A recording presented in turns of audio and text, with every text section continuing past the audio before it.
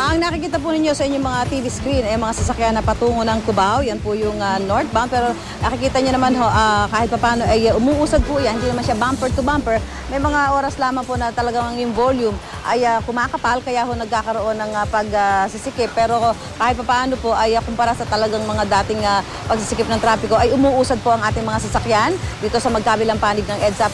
Pati na ho yung mga patungo ng Makati. Pero nakikita ho natin medyo makapal ang bilang ng mga sasakyan na patungo ng Makati. Kanina pinapaliwanag nga ho ng MMDA kapag Friday ay kumakapal ho, no? Mas marami yung bilang ng mga bus na bumibiyahe sa mga probinsya dahil may mga kababayan tayo na umuwi sa mga probinsya nila kapag weekend. So yung nakikita nyo sa left, yan po ang patungo ng Cubao. Yung mga nasa Bula ang likod, ang nakikita nyo sa TV screen, yung mga pulong yan, ilaw po yan ng mga hulihan ng sasakyan, patungo po yan ng Makati. Ayan. Kaya medyo makapal-kapal ho ang bilang ng mga sasakyan, ng volume ng mga sasakyan sa mga oras to. Nako, kaya ho dahil dito ay medyo may mga ilang kababayan tayo na nagrereklamo dahil alam naman nila na pag Friday ay matraffic. Pero dahil nga umulan at may mga sale pa sa ilang mall na habutin hanggang hating gabi, medyo may mga reaction ho at pagrereklamo na yung ilan nating mga kababayan. Narito pakinggan natin ang kanilang mga hinaing.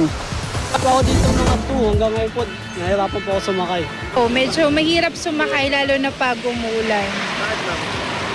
Yun nga, medyo traffic, tapos na-stranded. Especially pag pa-SM Fairview yun. So, medyo hirap talagang sumakay.